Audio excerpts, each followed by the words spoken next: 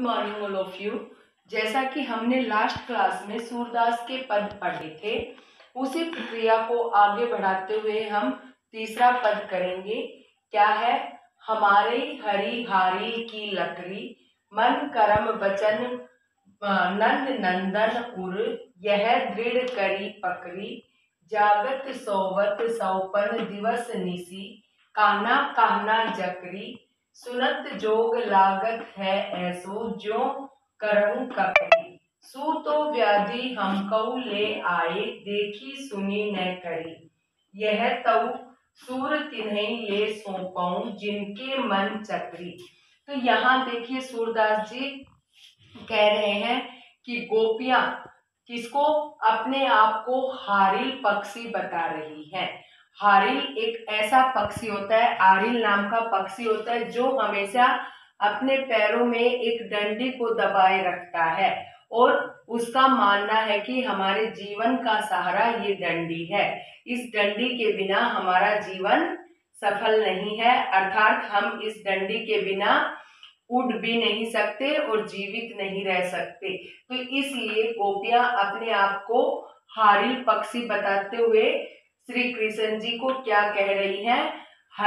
लकड़ी। क्यों? क्योंकि जिस प्रकार हारिल पक्षी अपने जीने का सहारा उस लकड़ी को मानता है, उसी प्रकार क्या गोपियां अपने जीने का सहारा किसको मानती हैं? श्री कृष्ण जी को मान रही हैं। क्या? हमारे हरी हारिल की लकड़ी, कि हम तो श्री कृष्ण जी हम हारिल की लकड़ी हैं, हारिल पक्षी की लकड़ी है। मन करम वचन नंद नंदन उर, यह दृढ़ करी पकड़ी। मन से, कर्म से, वचन से, नंद नंदन यानी कि नंद बाबा के जो नंद हैं श्री कृष्ण जी, नंद बाबा के नंद श्री कृष्ण जी। नंद नंदन किसको कहा गया है? श्री कृष्ण जी को कहा गया है। और हृदय में क्या? हमने तो मन से, कर्म से, वचन से श्री कृष्ण जी को ही अपने हृदय में स्थापित कर रखा है, अर्थात अब हमारे हृदय में तो केवल और केवल कौन है? श्री कृष्ण जी हैं। यह दृढ़ करी पकड़ी, और इसीलिए उसको क्या है? दृढ़ता के साथ पकड़े हुए हैं। जागत सोवत सौपन, जागत यानी कि जागते हुए, सोवत सोते हुए, अर्थात सौपन सपने में, दिवस दिन में, निसी रात में, कान्हा कान्हा जकरी हम जागते हुए, सोते हुए, सौपन में, दिन में, रात में कान्हा कान्हा जप रही हैं यानी कि उसी का, श्री कृष्ण जी का ही ध्यान कर रही हैं। सुनत जोग लागत है, सुनत सुनकर, जोग यानी कि योग का जो संदेश उद्धव के द्वारा लाया गया, योग का संदेश सुनकर हमें ऐसा लग रहा है जैसे करहु ककड़ी यानी कि कड़वी ककड़ी के समान। गोपियों को योग का संदेश कैसा लग रहा है? कड़वी ककड़ी के समान लग रहा है। सुतौ व्याधि हमको ले आए। व्याधि क्या होता है बेटा? कोई बीमारी, ठीक है, रोग। आधि व्याधि बोला जाता है। तो आधि क्या होता है? कि जो मानसिक पीड़ा होती है उसको क्या कहा जाता है? आधि। और व्याधि यानी कि शारीरिक पीड़ा। सुतौ व्याधि हमको ले आए, कि भाई तुम हमारे लिए ये बीमारी क्यों ले आए? बीमारी किसे कहा है गोपियों ने? योग के संदेश को। देखी सुनी न करी, जो कि हमसे ना ही तो देखी जा रही है और ना ही सुनी जा रही है। यह तऊ सुर तिन्हई ले सौंपऊं, जिनके मन चक्री।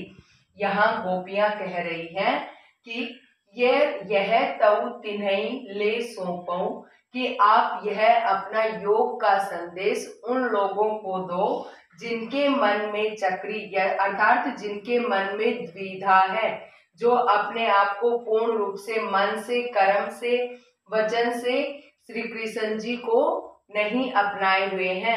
अर्थात हमने तो मन से, कर्म से, वचन से अपने हृदय में श्री कृष्ण जी को स्थापित कर रखा है। तो क्या? यह तऊ सुर तिन्हई ते सौंपो। सूरदास जी कह रहे हैं कि गोपियां उद्धव को कह रही हैं कि भाई तुम यह योग का संदेश उन लोगों को दो जिनके मन में किसी प्रकार की कोई द्विधा हो। ठीक है, अब अगला लास्ट पद करेंगे।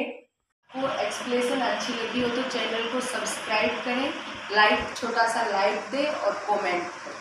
ठीक है, तो देखिए अब अगला अंतिम पद क्या है। हरी है राजनीति पढ़ी आए, समूझी बात कहत मधुकर के, समाचार सब पाए, एक अति चतुर हृदय पहले ही, अब गुरु ग्रंथ पढ़ाए, बड़ी बुद्धि जानी जो उनकी, जोग संदेश पठाए, उद्धव भले लोग आगे के, पर हित दौलत भाए, अब आपने मन के फेर पहाइए, चलत जो हृदय चुराए, ते जो अनीति करे आपनु, जे और अनीति छुड़ाए। क्या कि यहाँ गोपियां उद्धव को कह रही हैं कि यहाँ गोपियां एक गोपी दूसरी गोपी को कह रही है कि हरि है राजनीति पढ़ी आई, कि श्री कृष्ण जी ने राजनीति का पाठ पढ़ लिया है, राजनीति शास्त्र को पढ़ लिया है। समूची बात कहत मधुकर कहकर के किसे संबोधित किया गया है, यहाँ उद्धव को मधुकर कहा है। समाचार सब पाए, कि समूची बात कहत कि वो राजनीति का जो पाठ पढ़ा है, राजनीति शास्त्र को पढ़ा है, उससे उन्हें समझ आया और मधुकर यानी कि उद्धव के साथ हमारे लिए यह योग का संदेश भेज दिया।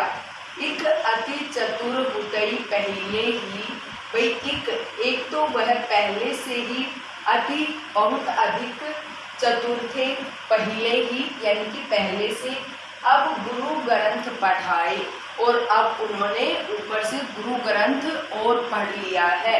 क्या एक अति चतुर हृदय पहले ही, एक तो वो पहले से ही बहुत अधिक चतुर थे, अब उन्होंने गुरु ग्रंथ पढ़ लिया है।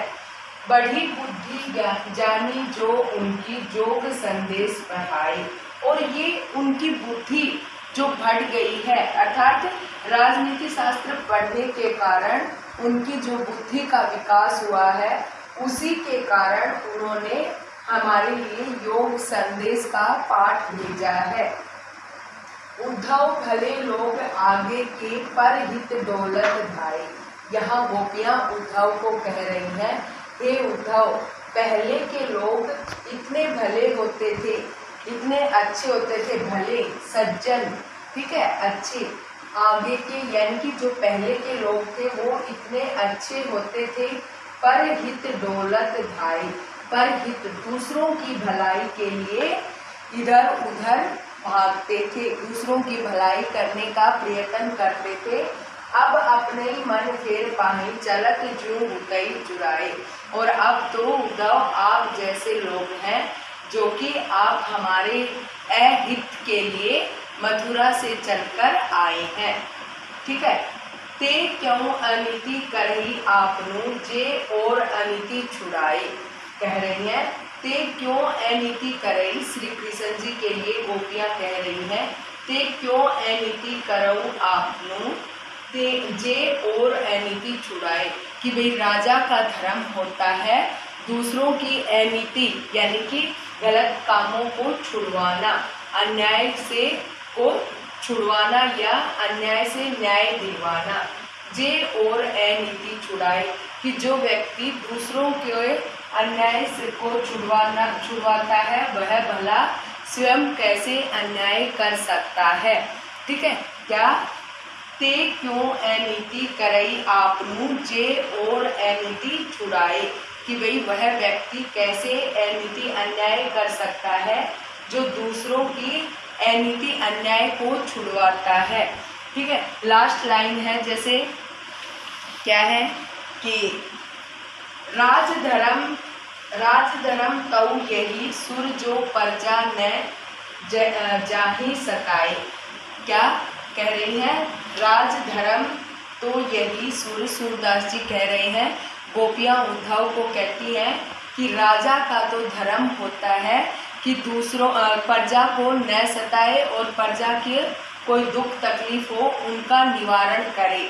ठीक है, लेकिन यहाँ तो राजा स्वयं ही क्या प्रजा को परेशान कर रहा है, अर्थात श्री कृष्ण जी हमें स्वयं परेशान कर रहे हैं एक राजा होने के बाद भी, कि जो कि स्वयं ना आकर के हमारे से वादा करके गए थे कि मैं अति शीघ्रता से आऊँगा, स्वयं न आकर के हमारे लिए योग का संदेश भेज रही हैं। तो ये आपको आशा करती हूँ कि एक्सप्लेनेशन अच्छी लगी होगी। तो इसके लिए आप मोटिवेट करें मुझे आगे। इसकी सरलार्थ आप कमेंट करके बताएं कि मैं इसके सरलार्थ को लिख करके भी आपको यूट्यूब पे एक्सप्लेन